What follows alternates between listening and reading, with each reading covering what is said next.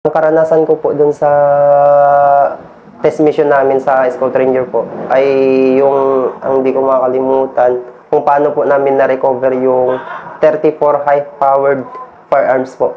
Paano yun? Anong nangyari? Ganito pa kasi yung master eh. Nung pang 6 days po namin ng paglalakad po during test mission. Una pong nakita namin ay apak ng tao. Which is yung lugar na yon ay hindi siya hindi walang malayo yun sa mga community ba. Sa mga ay lugar na yun na ino-operate namin. Which is dun ang target ng namin. Ang time na yun, yung section po namin ay kami po ang main effort. Pero yung mga classmate po namin may supporting effort naman kami Pero ang po doon talaga ay kami na main effort po. Ngayon na kita po namin yung yung apak ng tao, which is hindi po combat, parang nakapaalang. Tapos siguro mga 2 to 300 meters may nakita kaming parang butas, tapos nakita namin dun amoy langis. Tuti, may pa doon na tuti po na yung ng tuti. Yung mga basyo ng tuti. Ngayon, sinearch namin yung area. Pag-search namin sa area, wala kaming nakita. Ngayon, patuloy kami ng naglalakad. Mga bandang alas 10 na ng umaga yun. Tapos, nung pagpaangat po namin ganun galing kami sa creek, ay tubig po ito. Tapos pagpaangat po namin, ay ito po ay paakyat po ito. Ito ay tubig. Tapos paangat kami. Tapos pababa nun ay creek din, tubig din po. Ay ang dadaanan namin pa ganun. Tapos pa ganyan. Tapos nung time na yon, since nawala na kaming tubig, kaya nagtambay muna kami sa pero ang sinusundan po namin ay yung yung tinatrack po namin. Yes po. Yung inalisan yun. Yes po. Steady po namin tinitingnan yung yung apak ng na yun po. Kasi kaduda-duda po kasi yung lugar na yun ay hindi po hindi po matao. Kaya imposible ganung kagubat na yun, tapos kalayo na. Kaya yun po, nag-hold po kami ng saglit, mga 5 to 10 minutes kasi nga nag-water resupply kami. Ngayon, yung po namin, yung gunner namin, di siya mapakali. Pati yung Corporal IPFC Liorico po from 3rd Infantry Division. Gunner po namin yun, si Sergeant. Tapos ngayon di siya mapakali. Nagpabody siya ng lead scout namin, si Sergeant Andrade. Galing ng 3rd SRB or 1st SRB ba si Sergeant. Ngayon, may nakita siyang naapakan nung na kami, nung naka-hold kami, kasi nga nag-resupply yung tail scout namin. Kasi ako gunner ako, yung dala ko noon naman, Sergeant, ay RPG at saka yung baril ko na issue. Sobrang bigat. Kaya nung nag-search kami na siya, parang paikot na na apak. Kaya nagsabi siya sa namin, sa section leader namin, si Sir Labusan, Second Lieutenant ng Philippine Army. Pag sabi niya kay Sir na may apak daw na na paikot doon sa na yon. Ayun ang sinundan namin, kaya nag 360 kami na paikot kami kasi baka may kalaban bigla. Ang nagse-search ay 4. Yung gunner namin na isa, yung lead scout namin na 2, kasi dalawang sa isang section, dalawang at saka si sir namin, yung officer. Nag-search sila sa parang kinasting nila, master. Yung pagse-search nila, inumpisan nila sa malayo hanggang paikot, hanggang natunton nila yung pag-apak nila dun sa na yun, master. Pag-apak nila dun sa lupa na yun, malambot. Parang nag-ukay konti. Hindi naman. Pero di master, di mo mahalata na hukay yun. Kasi nga may mga dahon-dahon na laya. Kaya nung pag ganun, pag-apak ng leads ng gunner namin, malambot. Di mo na siya umalis kasi baka may IED. Sabi na ganun. Kaya sabi niya, sir, malambot yung naano ko sir, yung naapakan ko. Sabi ng section leader namin, wag mo munang tanggalin yung paa mo. Alarma na kayo. Oo, kaya alarma na kami. Ngayon, full security na kami. 360 security na kami. Ngayon, pumunta din yung leads katapat si sir. Tiningnan nila yung master. Tiningnan nila yung lupa. Kinalkan nila yung mga dahon. Yun po, may tanda.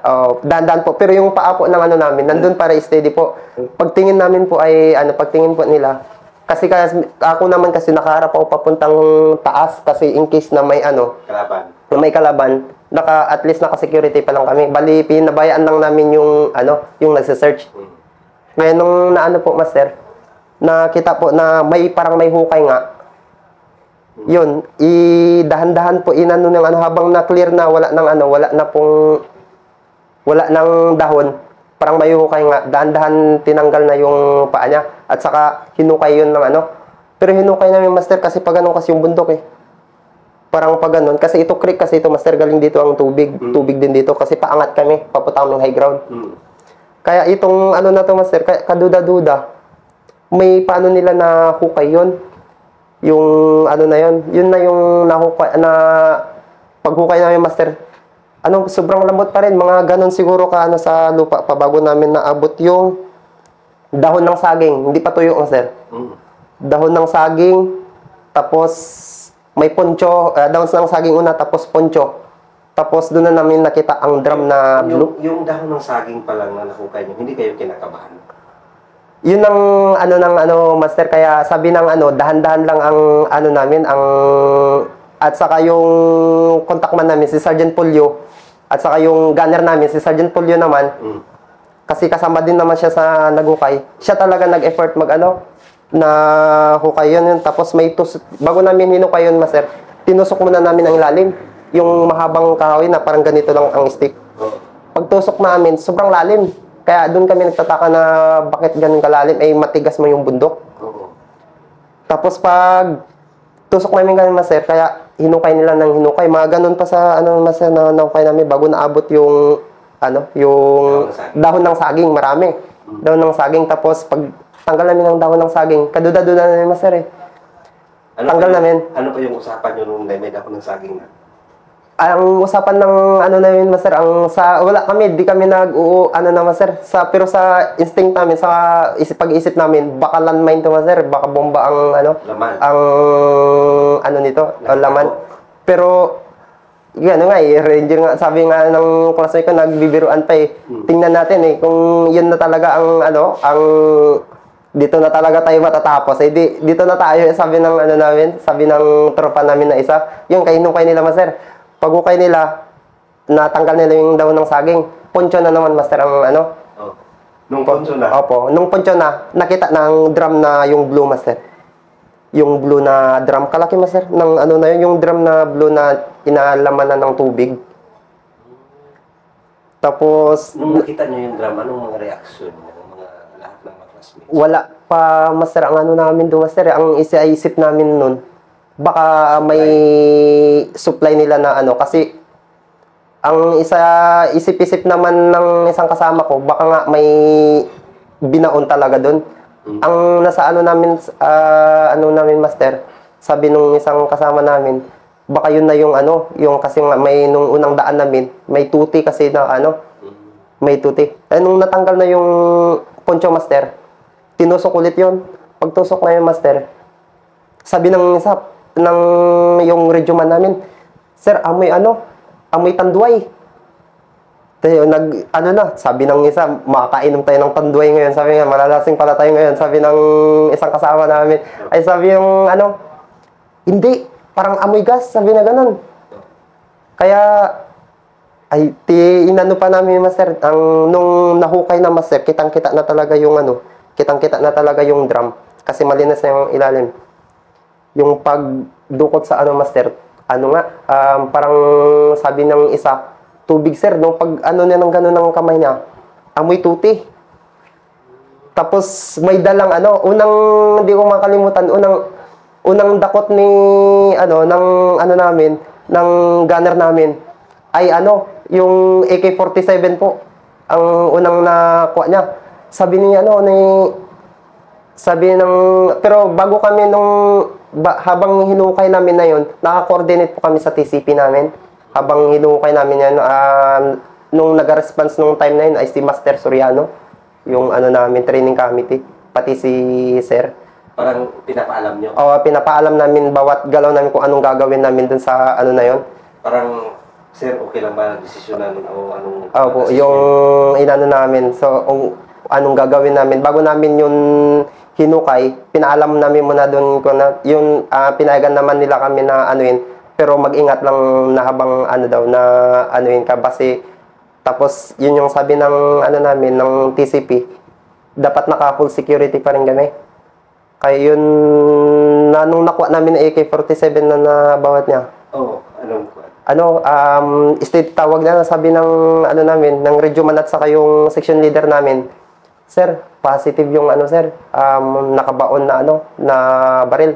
Habang di pa namin alam kung ilan ang baril ang nakuha namin doon, master. Isa pa lang. Ang isa pa lang kasi ang namin. Pero marami, master, kasi drum yun, master. Marami.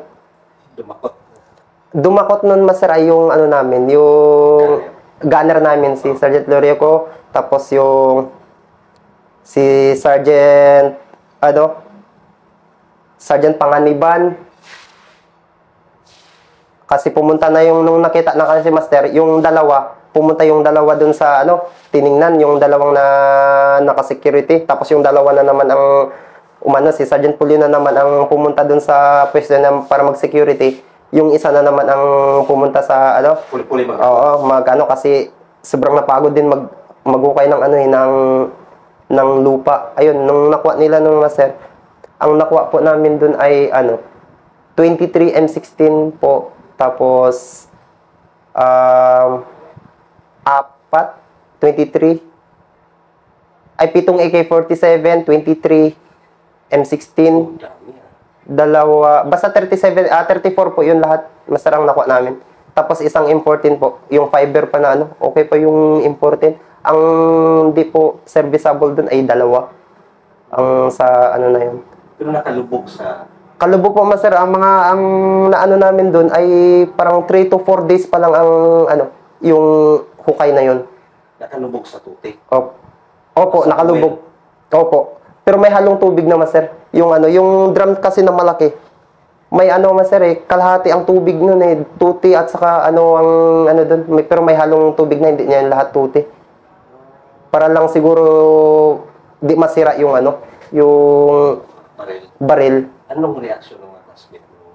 So, sobrang saya po, master. Pero, nung time na yon, naghahalong saya at saka kabak. In case kasi di kasi nila basta-basta din iwan yun. Baka, in case na minumonitor lang pala nila kami, possible na aatake sila kasi isang section lang kami nung time na yon. Pero may supporting effort kami. Naka-coordinate naman kami sa namin. Habang kami yung classmate namin, ay papalapit sa amin para i-guide kami. I-security kami, palibot. Yung ibang section na, papalapit sa amin. Yun po yung, kaya, nung 17 kami, master. Kasi yung O1 kasi namin na yun, wala pa siya nung time, di pa siya nakasama nun. Kaya, ang nagiging section leader namin ay yung, yung si Sir Labusan. Kaya 17 kami. Ang nangyari, problema namin ngayon, paano namin dalhin pa high ground yung ang baril. Ang ginawa namin ngayon ay dalawa-dalawa yung since 34 yun, 17 kami, dalawa-dalawa yung baril ang ipaakyat.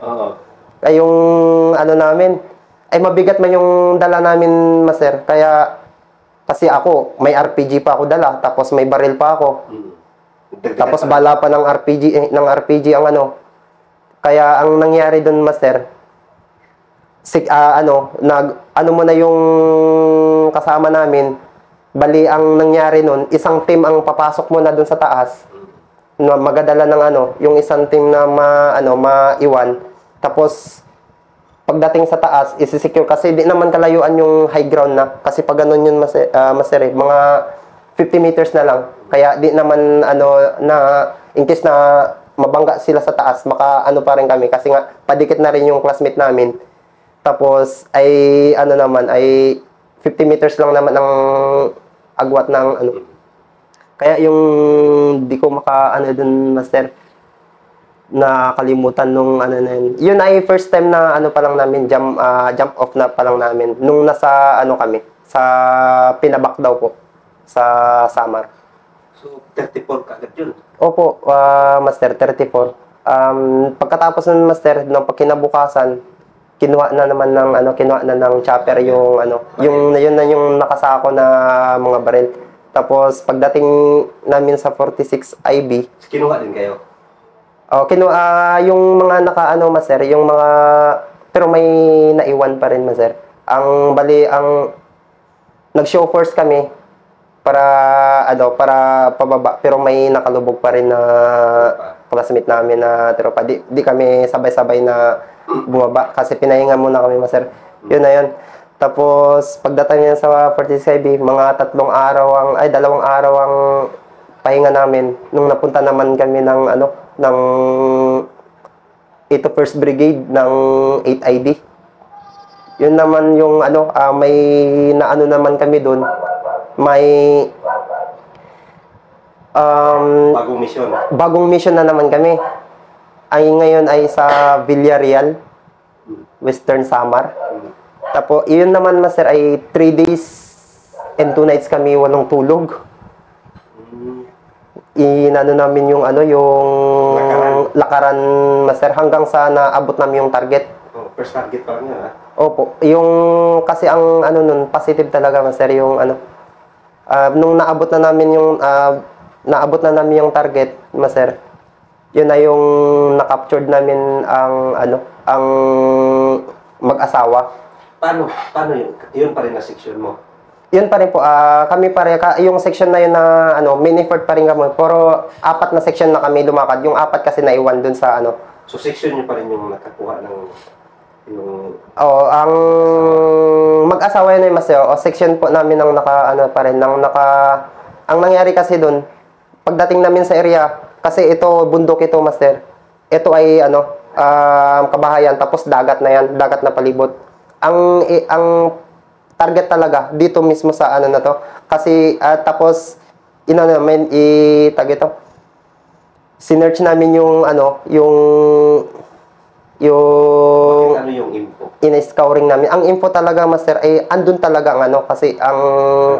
ang kalaban sa na yun. Ilan sila ang info? So, para master, di ko na yung info na kung ilan sila, pero... Ano yung nangyari doon? Pero ang nangyari doon, master, pagdating namin doon, ang body na namin doon, master, ay class 30 ng Scout Sniper po. Nung section namin, pero 4 na section po kami. Kami lang ang pumasok sa area. Kasi kami ang main effort. Nung pagdating namin doon, master, wala. Wala pagdating namin doon. Anong oras nyo? Mga dumating kami doon, nung nilakad namin kasi yun, master, mga bandang 2:00 ng madaling araw. Nung pinasok namin yung area, di pa kami makapasok sa area kasi yung area na dadaanan namin community. Kaya ang ginawa namin, master, ginawa na namin lahat para di kami kasi madadaanan namin may mga aso, para di kami ma-detect na na may tao. Kayong dinadaanan namin na yung pinakagilid ng gilid ng mga kahit masukal, mayroon sana dito pero may bahay. Dinaanan namin na sobrang sukal. Naabot namin mga banda 11:00 po. Doon na kami nagtanghalian kasi. Tapos na-search namin ang area ay hindi po. Nung gabi na yon, Doon pa kami nagtambay kasi ang sabi sa tawag namin, sir, wala po talaga yung ano sir, yung ano, yung kalaban dito kasi in-score na namin yung area eh. Sabi ng ano ng info talaga. Diyan daw talaga sabi niya, kaya manmanan niyo lang. Kaya doon muna kami ng isang gabi. Wala kaming ano doon. Alert pa rin kami kasi ang info nga daw kasi napaano ng drone. Andun daw talaga ang ano, ang kaya gusto mo man matulog, parang ano pa rin, makakaba. Kasi area daw ng ano yon, area ng kalaban. Kaya kinabukasan, in-score ulit namin yung master. Nilawakan na namin yung pag-scouring namin.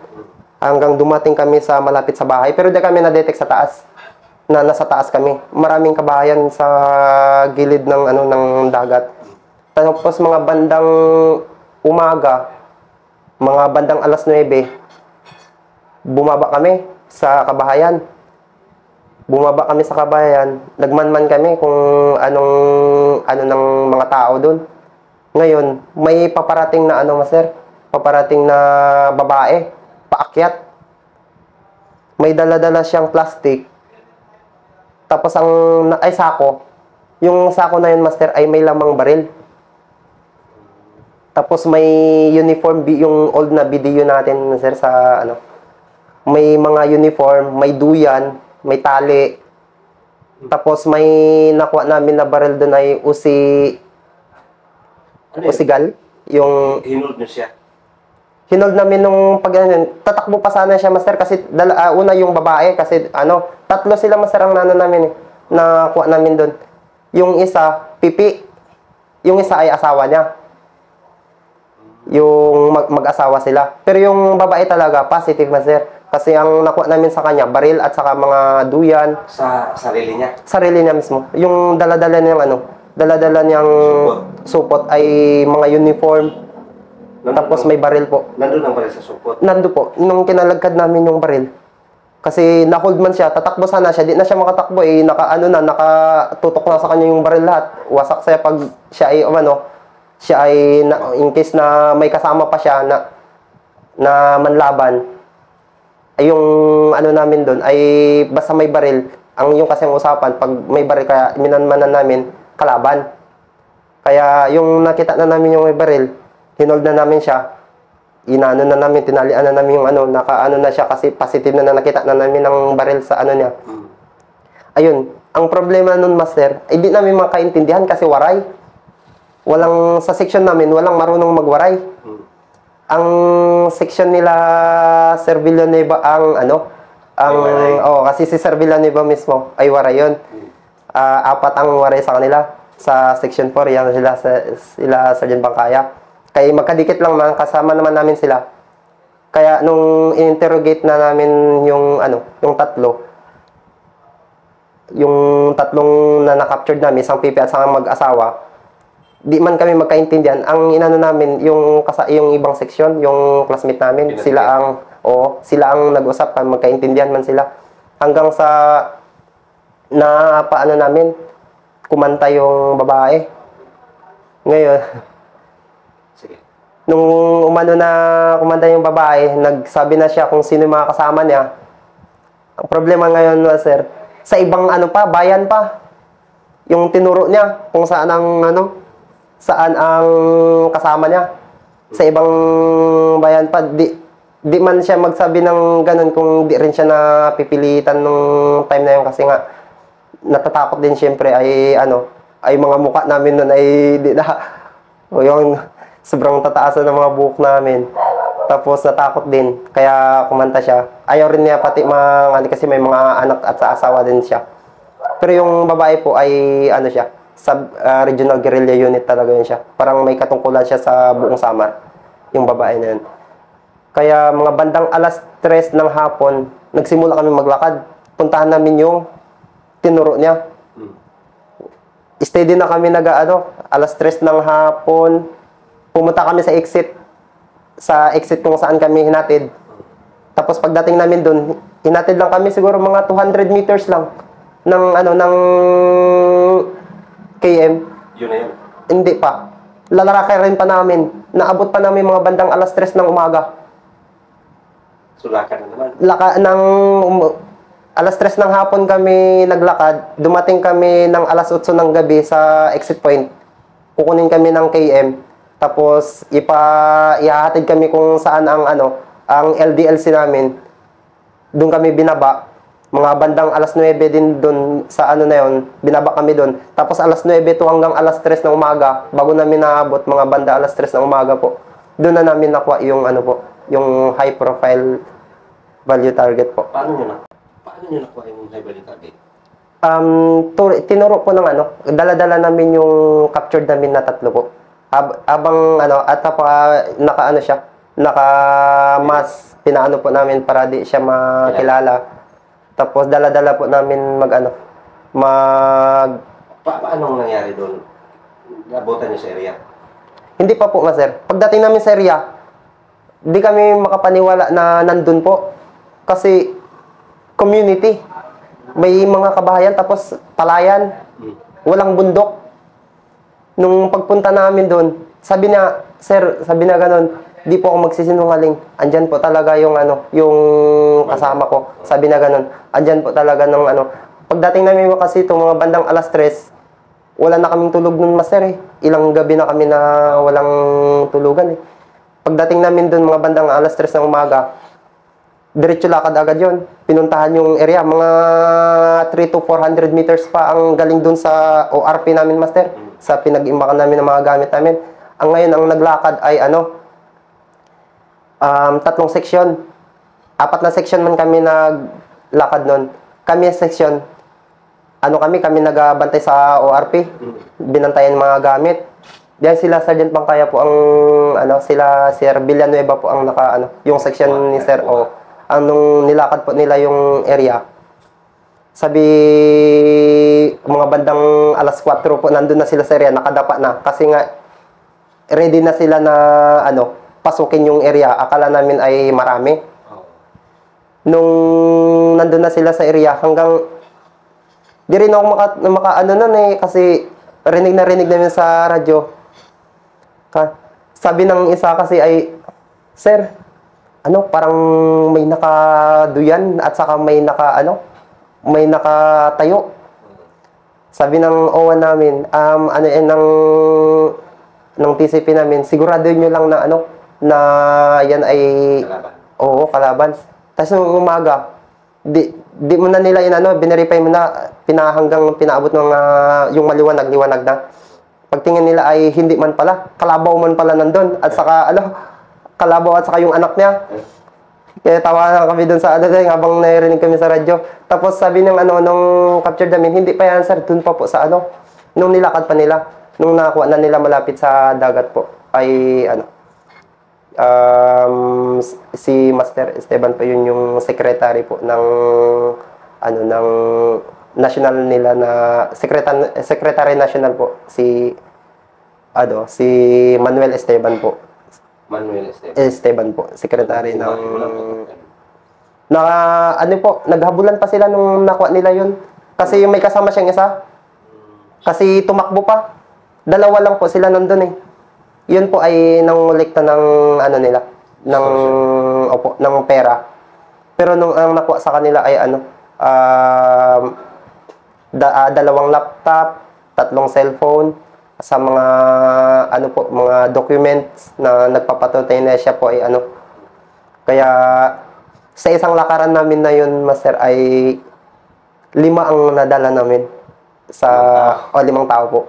Nung pa-exit na po kami, ang 2 po ang high value target po na nakuha namin. Tapos yung 3 ay na po, tauhan nila na yun na po.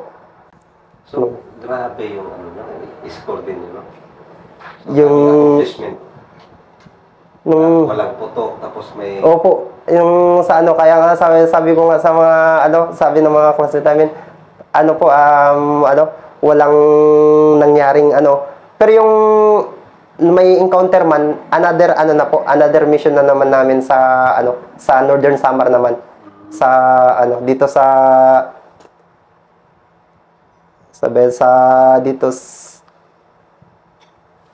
Northern sa 20 IB. Las Navas po, Las Navas. Doon na po yung may encounter. sila Sergeant Pangkaya, sila Sir Villanueva rin yung naka ano, yung then sila Sir Aninyon po, yung ibang section na ano, sila po ang may encounter doon. So, kumbaga proud yung SR class. Yung kaya nga po ano kasi ang ano naman talaga ng Ranger ay ano magandang score mo, hindi maganda basta matapos daw ang ano, kaya matapos ang 45 days nung ano namin na yun. So far yung ano namin, since na may score na rin kami, may captured, tapos May fair fight. opo. At tapos yung nung na-captured po namin, Master, ang kagandahan nun, yung na-captured namin na babae, napunta ng nung unang yung babae na yun, dinala ng 46 IB. Oh. At saka yung pamilya niya po, Master, dinala na rin yun kasi natakot siya. At saka yung napasurrender pa niya yung tauhan na Siyam, tapos nasundan pa na 30 na baril.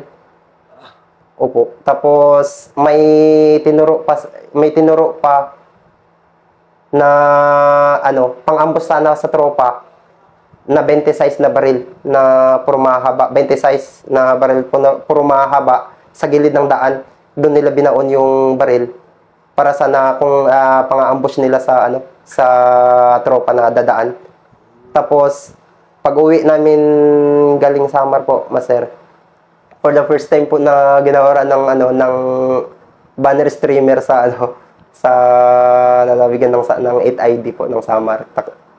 Yung class niyo. Class po namin. Yun yung po naka-proud doon na ano, proud ako sa class namin Na anong class? na SR class 215-2021 po. Yung Formido Binandi po. Ano. Tapos nung pag-uwi po namin, Master, na ano, na after 1 week po, yun ay nakapasurrender siya ng, yung babae din na na-captured namin, nabalitaan namin sa 8 ID. Nakapasurrender siya ng Siyam na tauhan niya, tapos nasundan pa ng 30 na baril po. So, grabe, no? Malaking bagay yung babae pala. Opo, Master, yung babae na ano namin, na capture namin. Ang kaganda naman po sa babae na yun, binigyan po siya ng ano, ng protection ng ano, ng gobyerno natin. Di po, papasalamat din po kami sa ano, sa 46 IBD po nila pinabayaan yung ano, yung captured na ano na yun. Pinaaral po yung ano, yung ano, yung mga anak, at saka yung mga anak niya po, kasi may mga anak yun galing doon sa nakuhaan namin, dinala po ng ano yun, ng kampo sa 46 IB. Doon po sila dinala para may protectionan po in case na magalit yung mga kasama niya, hindi siya maano po, Babalikan. hindi siya mabalikan kasi nandun na yung pamilya na sa loob. So, Yun. napakaganda. Yun po hindi ko maka-anuan po sa class po namin, sa Tango Mike pa namin sa Ranger. Dismiss.